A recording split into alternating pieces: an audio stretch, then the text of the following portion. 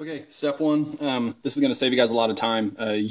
Get a drill and just put a 7mm socket here on the end of it, and we're going to remove these 7mm bolts that that hold these coils to the bracket.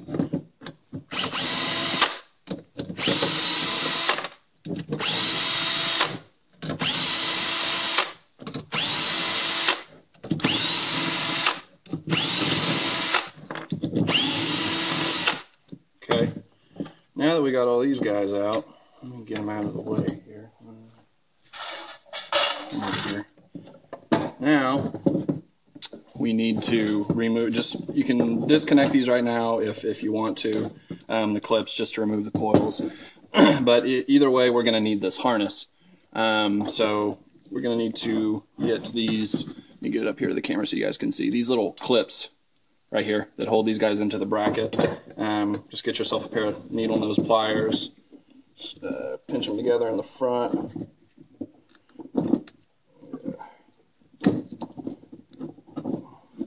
If I didn't have the grip of a woman.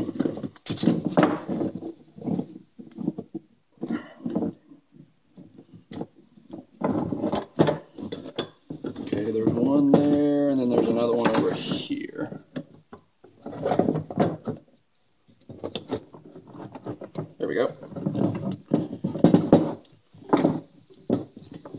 And then the last thing to disconnect is going to be this guy, and there's just a little bracket on the back side here. You can remove that if you want to. We're going to go ahead and disconnect all these coils.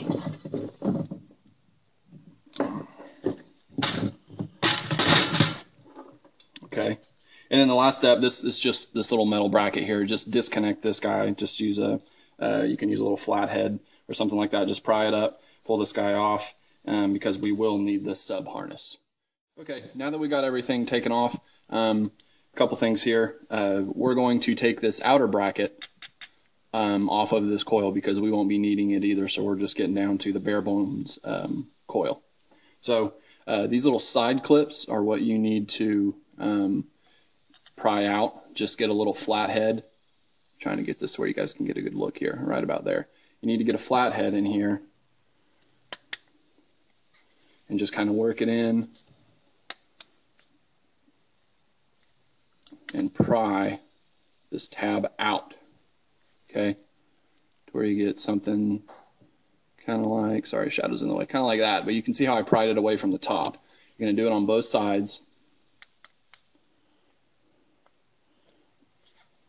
And don't get too crazy with this prying, don't get super aggressive with it because you don't want to crack this casing. It'll cause you problems later. Okay, so now you can see how we've got them pried apart at the top. And now, to make things a little easier getting this off, if you get in here and kind of try and pry this out a little bit, just to get this thing loose, because this can be kind of tricky on a few of these. Some of these guys just do not like to cooperate.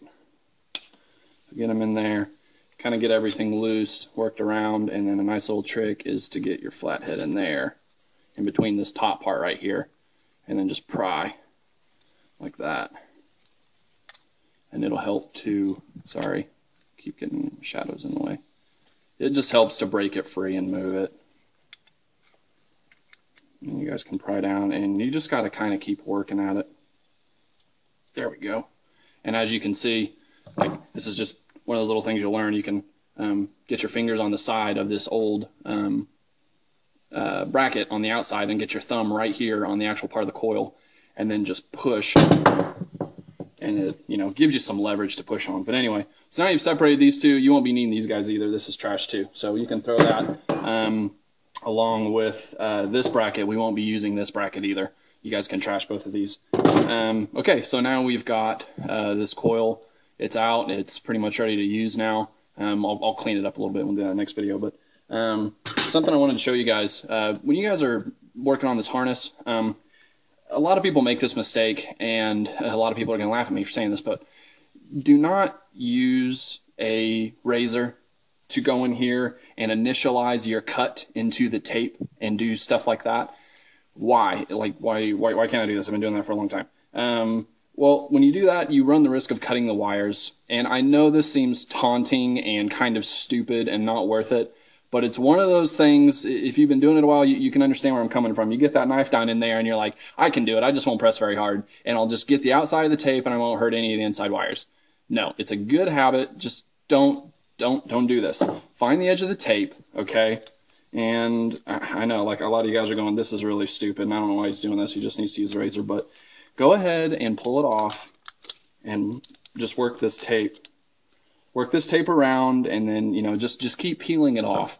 And again, I know you guys are laughing at me right now, but trust me, you'll thank me later when you do not cut any of these wires, and then you're going, John, I followed your video to the T, and I can't figure it out. And then you guys get your voltmeter out, and you start checking continuity from A to Z, and you realize one of these wires is broken, and it's not broken, there's just like 2 little copper strands left, and it's because people went in there with that razor and went, and they just didn't see it. I mean, it happens. So anyway, just a nice little tip, don't do that. Unwrap all this by hand, and you'll thank yourself later. So now we got all the tape off. This connector right here, depending on how you guys choose to wire this, this is not going to be necessary the way I'm going to show you to do it. But some of you guys might be thinking, well, I can just use this, depending on how you get your coil set. Sometimes you get this connector with it. And you could, technically, I mean, you wouldn't even have to unwrap all this. You could just stick this in here and then use the power in the ground, and let's see, this would be the 4 trigger wires to come into here. And then you could just splice onto here. So that is one way to do it. It's just not the way that I choose to do it, just because I'm super picky about my wiring.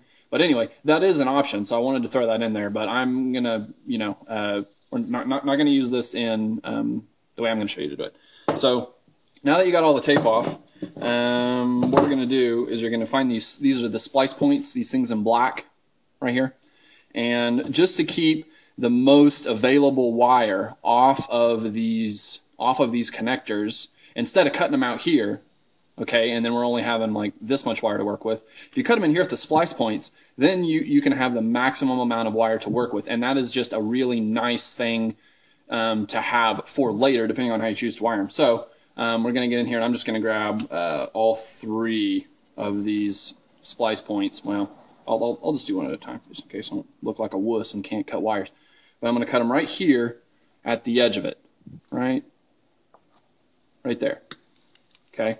And you're basically just going to cut these black things out, these splice points.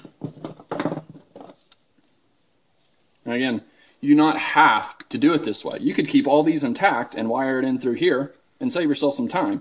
Again, it's just not the way that I like to do it. So, and this is all personal preference right here. You don't have to do it this way. So cut this guy. Okay, so now we got them all. So now,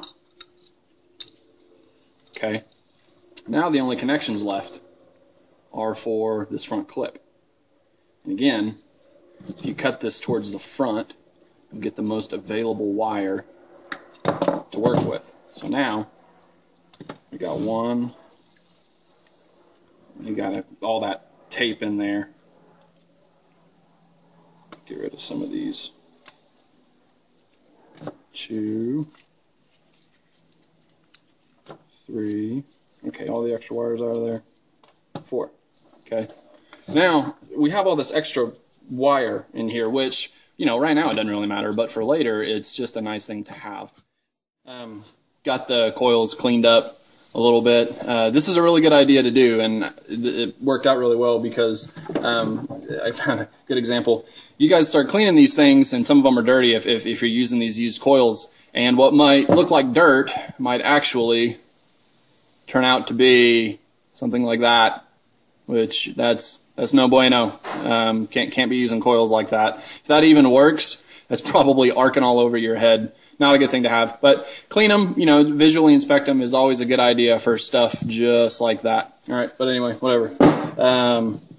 So here we are, back to this. This is the stock GTE coil bracket, and on one side, you've noticed I've modded it a little bit. This is where we're actually going to mod these stock coil brackets so that they can work with these new coils. It's really simple. There's nothing really to this. The OEM coil, as you can see, let me just flip this around so it's easier for me. The way that these things are going to sit inside these coils is the outside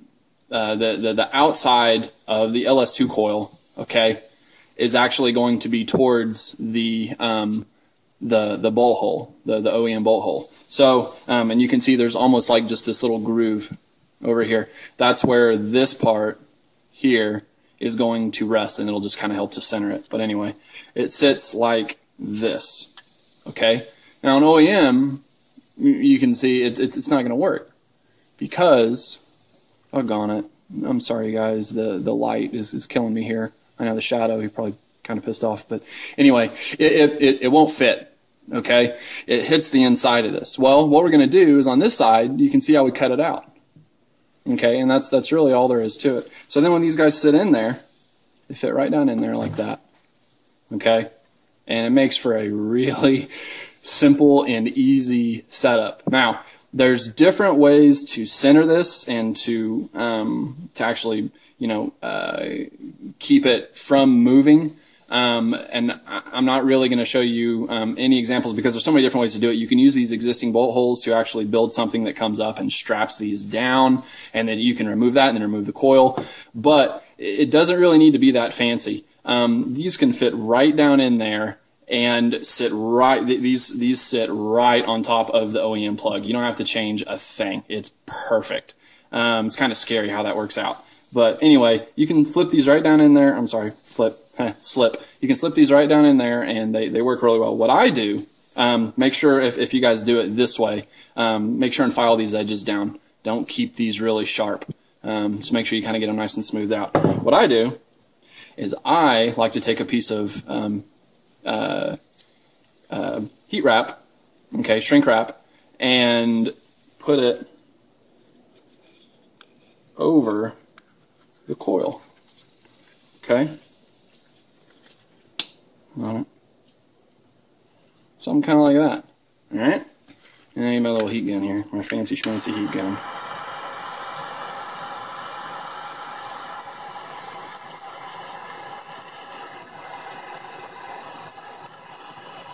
Now, normally, all of my other shrink wrap actually has the glue inside of it, and for wiring purposes, use the stuff with glue. But on something like this, I mean, it just didn't seem necessary to me. But go ahead and shrink this guy down, give it a nice solid fit. All right, cool. So now it's got like a little protector on there, which is really nice. And I've never had an instance of this not being enough. Okay, if you guys file these down, and there's not any super sharp edges, I've never had an issue to where it's ripped through this, and this is just this nice little cushion to keep it from bouncing around in between the aluminum, and just give it a nice little buffering zone in between it and the actual metal to keep this core of it semi-protected. So, and even with this, it kind of takes up a little bit of the gap. So it slips right down in there, and it works out really, really nice. And it's just a nice little setup to have. And then on the other side, I'm sorry, I showed you guys this the wrong way. It goes in this way. And now it's actually a little harder to fit down in there because I put it in the right way. And I actually need to go back in there and pull these out a little bit because it's just a bit too tight with the shrink wrap. Now that there it goes, right there. And it makes, it's semi-snug right there, and it's protected, works pretty good. And then on the other side, this is going to be the same way. So this is going to be flipped 180 and then sit in this side. So the connectors will be facing together, okay? And then the bottom of these will be facing out. But that's how it looks, and that's how simple it is. All you got to do is just cut this out right here. Cut this out, use a file or a little sander. Make sure it's nice and smooth, and then just drop these coils right down in there. And then on the bottom of these, let me show you guys this. Okay, OmniSpark, part number CP059. All right, check this out.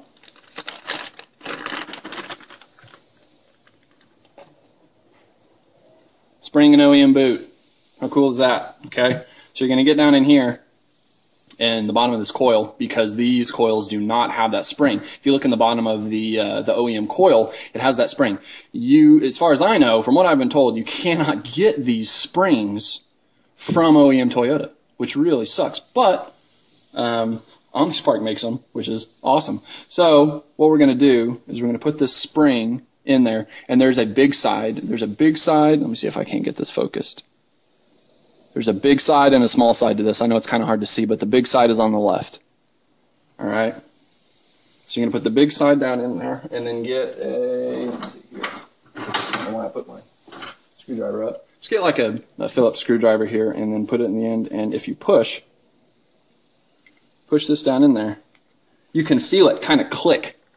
Okay? And that spring grabs around the metal part in the coil down there, and it holds in there. So now, you know, it's in there good. It makes a nice, that's basically an OEM replacement right there. And now you've got a nice transition from the actual coil in there to the top of the spark plug. And then the boot, OEM boot, just slide that baby right on. Check it out. Isn't that cool? All right, and then you do the same thing on the other side. And you guys can pretty much figure this out. After this video, we'll start to get into the wiring, but this is it. This drops right down, just like this, right back into the OEM location. This fits underneath the stock spark plug cover. There's no clearance issues whatsoever. You got plenty of room. There's no issues with the breather connections on either side of you know, the valve cover with those little hoses. Everything works great. That's exactly how you need to do it. All right, on to the wiring. The big mystery, right? It's not really so much of a mystery. This is how all this works. I set up this little, hopefully you guys can see everything here, kind of like a little mini diagram, all right, of how all this works. So here would be the stock Supra igniter, the igniter box, and then here's, you know, part of the harness that would come out of here, go into the igniter, and then go out of the igniter and then into the coil, right? Okay, so if you guys look in here, if you can actually flip this little cover back, it's got a little tab on the side of it that you can push in and pull up, and then you can see the wire colors, right? Well, this is how this works. If you're looking at the back of the igniter, okay, there's 12 wires in here total, okay? There's 6 coming in to the igniter. There's 6 that come in, the signal gets changed, and then goes back out, okay? So there's 6 incoming wires, 1 for each trigger input from the ECU. If you had a 4-cylinder, it would be 4. You'd have 4 incoming inputs if your particular setup did run an igniter. So signal comes out of the ECU, okay, whatever it be, a rising or falling edge, or you know whatever it is to trigger this igniter, gets changed, gets sent out, and then to the coil, okay? Now, in coils that aren't smart coils, okay, they'll only have maybe 2 or 3 wires coming out of them. This just happens to be one of the Super Spark coils for the 2JZ. I just use it for the diagram, but there's just 2 wires coming out the back of this, okay? One of them is the signal, and one of them is a 12 volt. The 12 volt on the 2JZ harness is always black with orange. It can also be black with red, depending on if it's Aristo or JD Hammer or whatever. But normally black with orange or black with red. So, but this is the one we're concerned about. We're not really concerned about this right now. This is the trigger wire to the coil. This is what actually makes it spark. Okay, this comes out of here. Okay, it tells it when to spark. Well, whenever you run these new coils, let's see, I got a setup over here, and I showed you guys, you know, how to mate these to the stock GTE coil brackets in the last one. Whenever you run these new coils, oh hell, I don't even need that. I brought them right here. What am I doing? You'll notice there's 4 wires coming out of this one. Okay. There's a, let's see, this would have been an orange. They're a little faded. Orange, that's actually blue, brown, and black. Okay? The black is your ground for the coil, okay? Which is going to be on, depending on, you know, just to keep things consistent, we'll look at the back of the plug, the same thing we use for the back of the igniter clip. So we're looking at the back of the connector.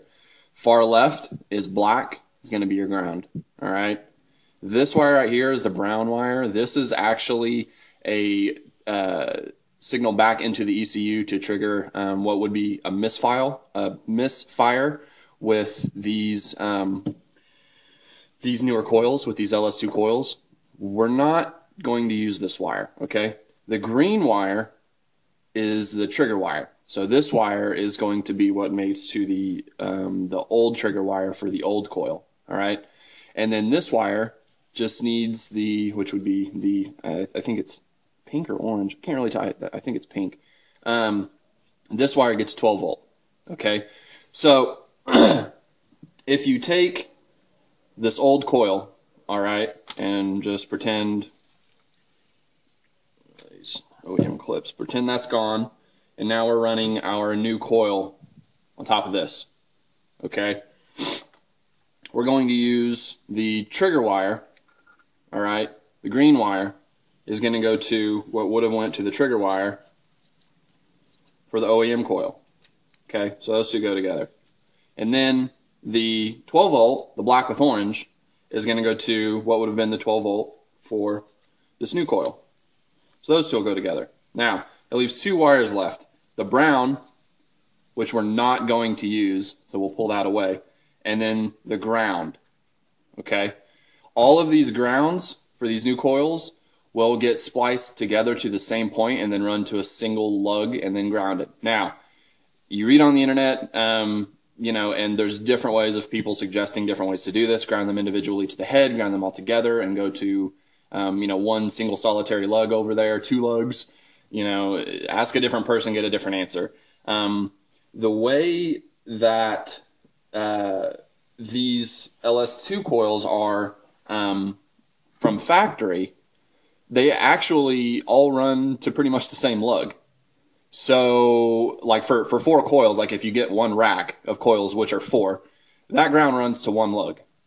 So, and it's not, this does not have to be some super big, you know, 10 gauge wire. It does not have to be anything like that. These coils don't actually pull very many amps at all. All you need is, you know, just, you can use the same gauge wire coming into them, which looks like, I don't know, maybe 18 or something like that, 16, 18. Hell, it might be even smaller than that. But you don't have to use any bigger wire or anything. You can use just regular old wire, run them all to, I run them all to one lug.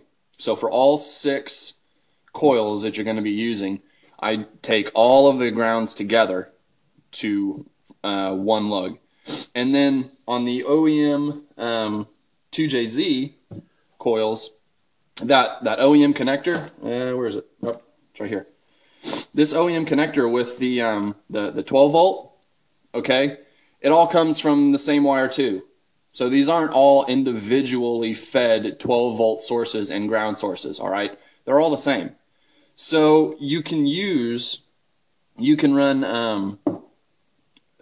the easiest way to do it, and this is why I had, I'm showing you guys to cut these and not use that one big connector like I showed you in the last video, where you can just use that one connector and then run one 12 volt and one ground and then just make the 4 trigger wires.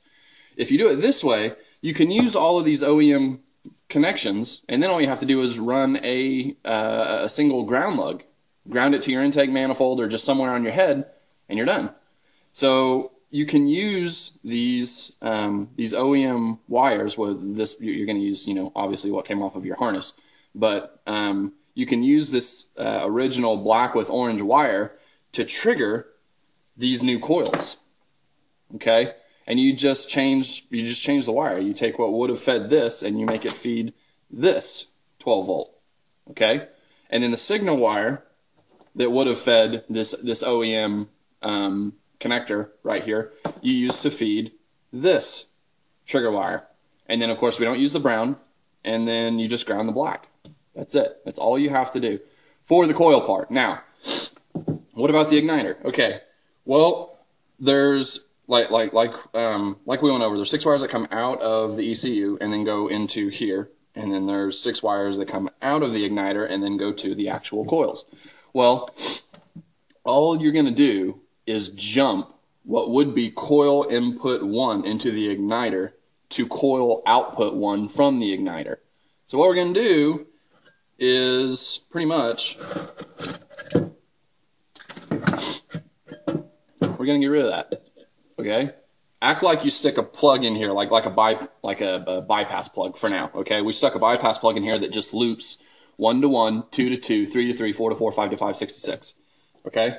And then we use the same wires that came out from the igniter and the existing 12 volts that fed the old coils to feed the new coils. Okay? So we basically just cut the igniter out of the picture because we don't need it.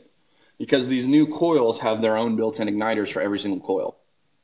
So that's pretty much it. You just take the igniter completely out of the equation. You just get rid of it and you bypass these wires.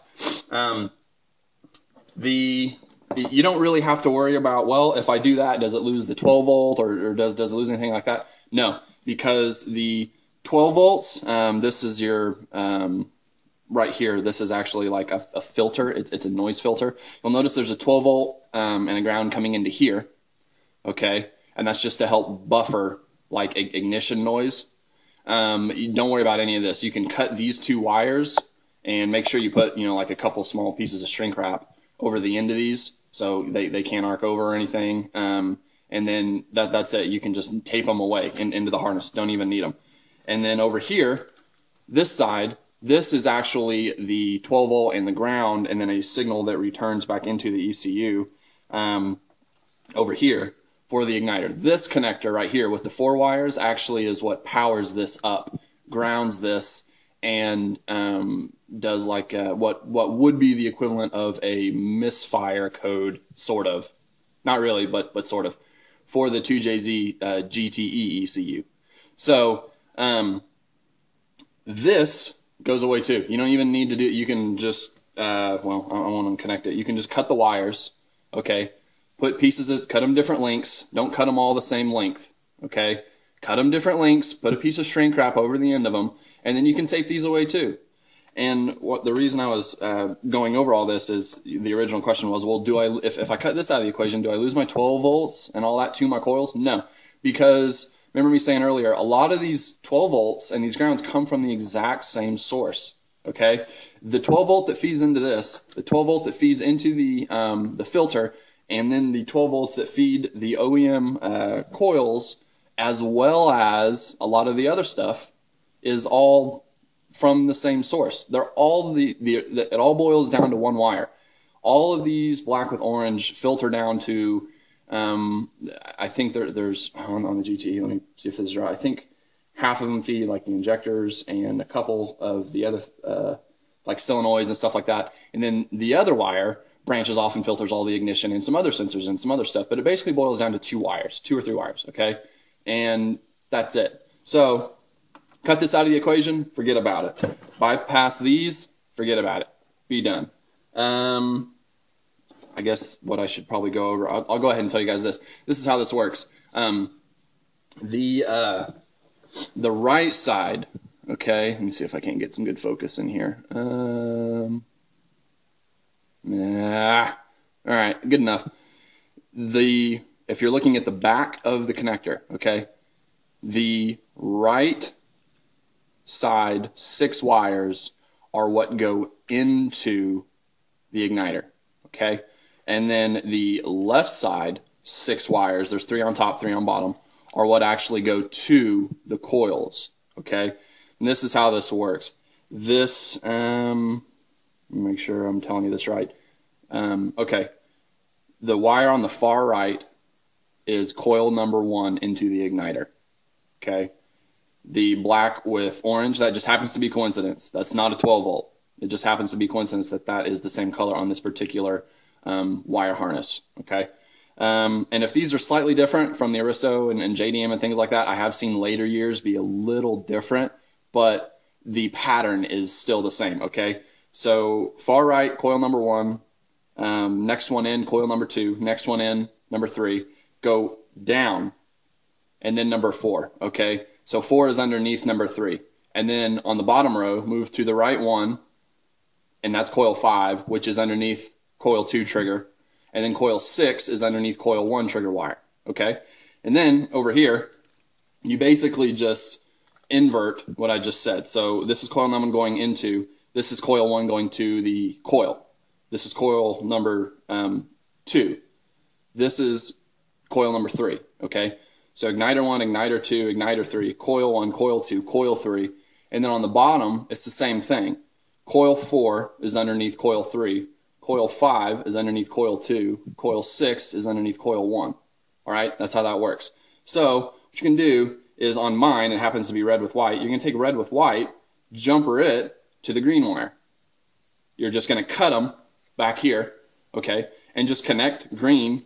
Here, this whole harness was cheese dick, that's why I'm not using it. But anyway, like back here, okay, there's red with white, and here's green. You're just gonna connect those two, just like that. And you're going to do that for all the coils. So coil 1 goes to, igniter trigger 1, 2 to 2, 3 to 3, 4 to 4, 5 to 5, 6 to 6. That's it. You're done. You don't have to worry about any of these other wires. Like I said, the wires. If you're using a standalone ECU, you don't have to worry about all these other wires. This video is for AEM conversion, okay? Which means it does not need this return wire back to the stock GTE ECU, all right?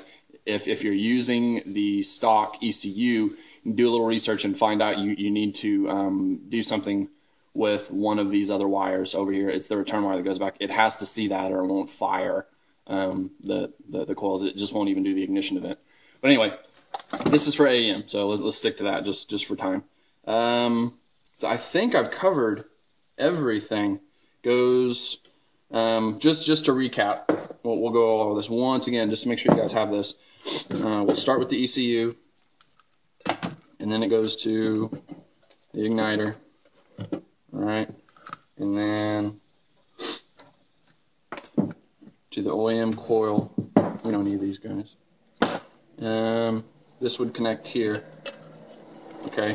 6 of these 6 go from the ECU, these 6 go out to the coils, okay. So again, just to recap this one more time. It all starts from the ECU, all right? The ECU has 6 wires coming out of it to feed, and you can confirm all this. Just look up a pinout. Go to AEM forums and download the like the V2 pinout, and you can see exactly which pin corresponds to what goes into the igniter. You'll see like igniter 1, igniter 2, igniter 3, so on and so forth. Those wires are the ones we're talking about going into the igniter. Okay, there's going to be 6 of them. So what we're going to do is we're going to cut and get rid of these wires, cut them different lengths, put shrink wrap over them, be done. They're gone. All right, and then over here on this connector, the one that actually powers the igniter on with these 4 wires, this black guy over here, cut them off, cut them different lengths, put shrink wrap over them, and just tuck them away. All right, put them back in the harness. And then this last one is, this is the one that really matters. Again, there's 12 wires in here. All 6 on the right side are the ones going into the igniter. All 6 on the left side, and 6 on the right and left side, meaning there's 3 on top corresponding to 3 on bottom. Okay, left side, 3 on top corresponding to 3 on bottom, so 6 and 6. All 6 wires on the right side are going to be bridged to all 6 wires on the left side. So you're just bypassing this whole thing. And after that's done, this is gone. It's not even existent anymore. So you don't need an igniter. And then what the wires that would have went to the OEM coil, where are you? Come here. Okay.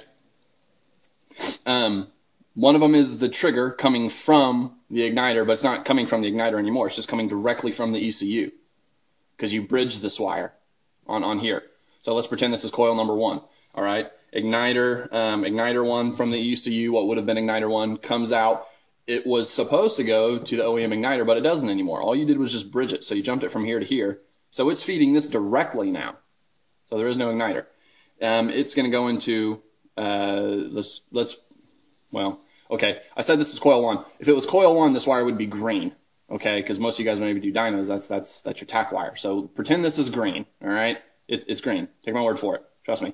And this is going to be the 12 volt that feeds it. So this is going to feed your new coil, this 12 volt, same 12 volt source is going to feed your new coil. This wire is going to be the trigger wire for your new coil. And then the only thing that's left on this new coil set, and I'll just use one of these just to keep it simple. So this is going to be your new coil connector, all right? And again, just to keep things consistent, looking at the back of the plug, all right, black wire is ground. The wire all the way on the right is always going to be your 12 volt, and this one just happens to be pink, okay? And then the one inside of that one is red. It just happens to be red. This is going to be your trigger wire. And the brown wire, don't need. That one gets tucked away, so you're only going to use 3 out of the 4. And then on these different, just to clear up any confusion with wire colors, let me find something different. Okay, like on this one. Don't worry about these connectors being slightly different. That's just model differences. They still plug into the same one. This just happens to be from a different particular chassis. But these are the same plug, okay? On this one, looking at it from the back of the plug, this one is still pink, okay? This one is still black, all right? Brown's still brown. Don't need the brown. And then this one's green. So this will be your trigger wire, but it's the same on every single one. Let me see if I have some more just so I can...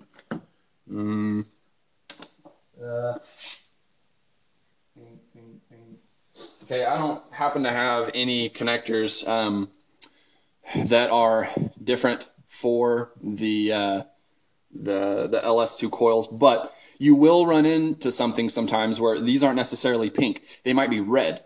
Okay, black is usually always black, but these might be red. Doesn't matter. Okay, the ones on the right are always going to be the 12 volt. Ones on the far left are always going to be the ground, and the one next to the 12 volt is always going to be some sort of different color: purple, green, blue, red, purple. Or I already said purple.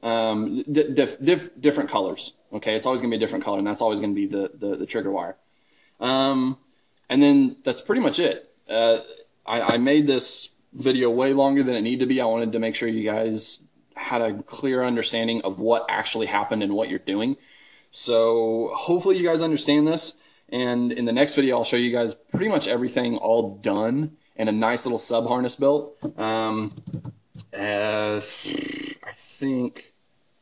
think that's pretty much it. Okay, any questions you guys can post up on my YouTube, and hopefully I can answer them. But anyway, next video I'll show you guys a picture of them all put together with a sub harness, show you exactly what I'm talking about. Okay, so here we have pretty much everything put together, and I'll show you another video here in a minute of this setup kind of like this, but it will be on a car. To this point, I had you guys, if you followed my examples to this point, you guys have been cutting and wiring everything to length like it would go on a car, and I'll show you that here in just a second. But I wanted to show you a couple things. You guys get all this together, and then most of the time it's like, well, how do I know if I did it right? What do I even begin to check when I do something like this? Do I just turn the key and crank it? Like, how do I troubleshoot? Okay. First things first, before you guys do anything, I wanted to show you a really neat little trick. If you guys have the coil connectors like this, okay, looks something like that. There's basically 2 different kinds you can get. There's one that look like this, okay, and one that look kind of like that. If you get this guy, you're in luck because you can do something really cool. Check this out.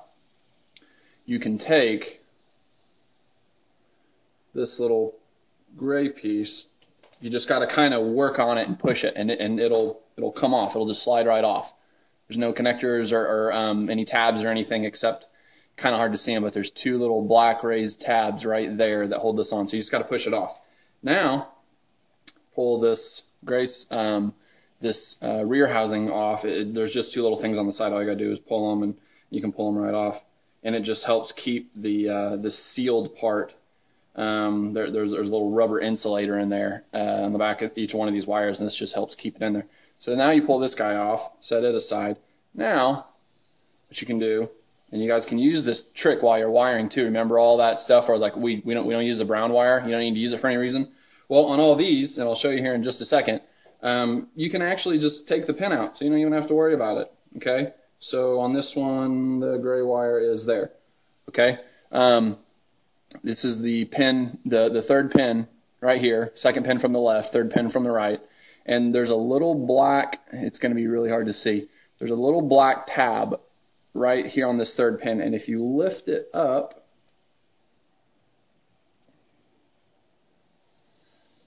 oh, come on, get in there, check it out, you can just depin it, goodbye, don't need you. Now you're down to the 3 that you need. Okay, and let's say, for example, whenever you guys are doing this wiring and you screw up and you accidentally wire a ground to a positive, and you're looking at it and you're like, oh crap, what do I do? Now I have to take it all back apart. Just take these off, take that outer gray connector off, take the insulator seal off, okay, and then just come in here and depin these guys, pull them out, and switch the pins. Okay, that's all you have to do. You don't have to rewire anything. So if you guys make a mistake like that, and it's one that can be fixed, like with something like this, great. It's a really nice little thing to know with working with these connectors. Unfortunately, whenever you have these kind of shafted, not really much you can do with that, because whenever they're inserted from the front. So like the pin would be out here, and then you pull the wire through and it clicks. And there's not really a way to push it back out without really messing this connector up. So, you know, SOL on that. But if you guys get those connectors, really cool. Little trick to know. Now, moving forward. So back to the original question. Say we want to do some troubleshooting. We've got all these hooked up. Now what do I do? Well, let's say this is coil number 6, for example. This one all the way over here on the right. Okay. Well, we'll get in here and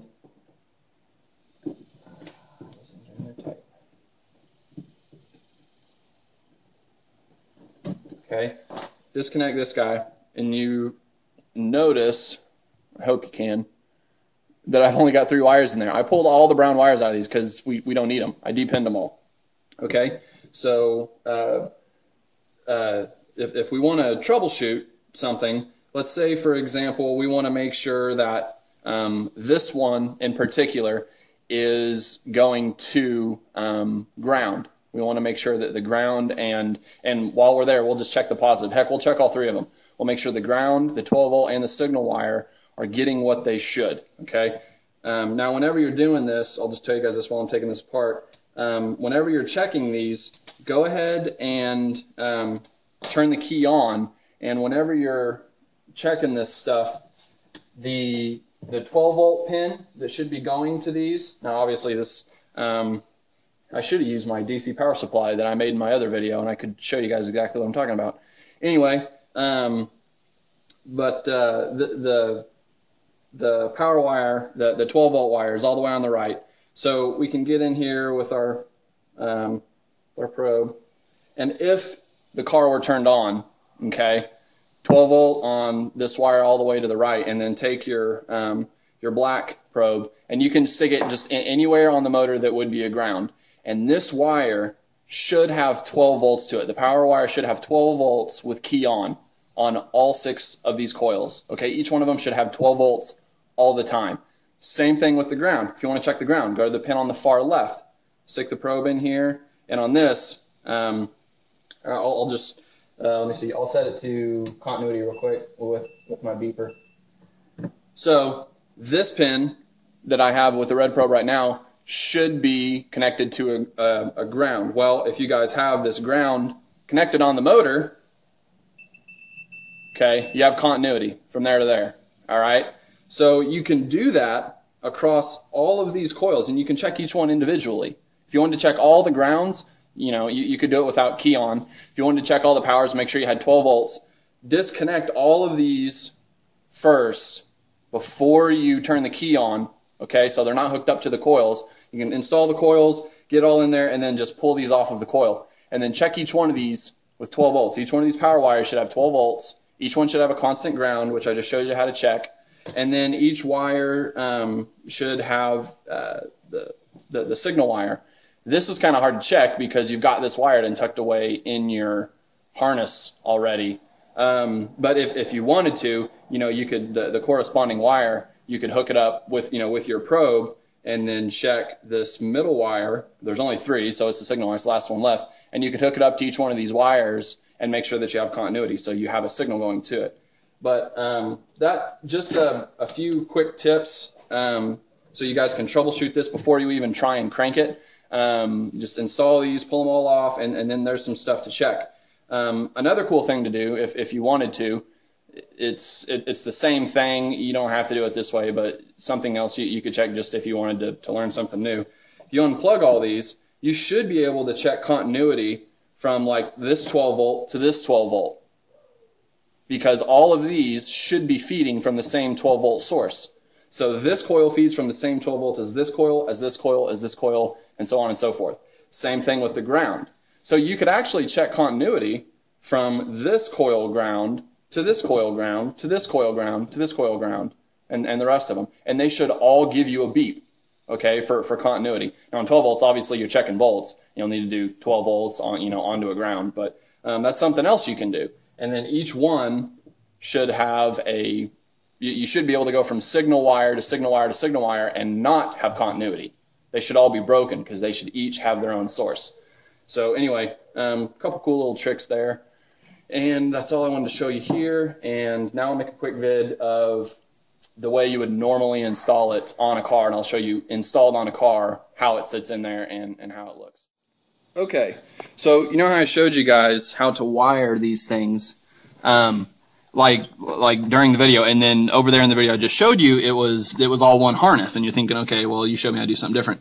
This is how I was trying to show you guys in the video how to do this. Okay, here's the coils mounted. Now I actually mounted these coils a little differently than in the brackets, and I'll probably eventually redo these to the brackets over there, but I did this a long time ago when these coils were just getting popular. So anyway, I use the OEM existing wiring. Like, it probably starts right about here. For the signal wires and the 12 volt feeds, probably start right here, and then I just bridged these two. I just spliced these into the existing power wires right about here. Same thing with these 2 coils. I used all of the existing OEM wiring, appropriately, up to, about this point, and then on these, probably right about here. You can actually see my connections right there. So I used all the OEM wiring in there. So there's no need to make a big long harness like I showed you in the last one. And then I've got it all of the grounds coming to the same point in here, and then I've got it going up to underneath my my intake manifold. But as you can see over here, the igniter's gone, all that stuff is gone, and this one runs ID 2000, so the resistor box is gone too. But it's all gone, okay? It's all up underneath the intake manifold down in there, and so you basically bridged it down there, got rid of all this stuff that was right here that goes down behind your power steering reservoir and all that, and tucked it away up underneath there, and then kept the OEM wiring that came out from here, and then just basically started it down there. And then, like where the igniter was here, it's gone. So then you took these, bridged them together, put them down there, and then used the same OEM wiring that started from there up through here, and then out to here, like for the coils. And then you just ran a new ground back out the same way, and then it grounds up here underneath your intake manifold. But that's how it looks, whenever you're actually installing it in the car. And as you can see, it would fit right underneath the stock coil pack cover. There's no issues with it, clearing or anything like that. So that is, pretty much the final view of what it could look like. All right, have fun, guys.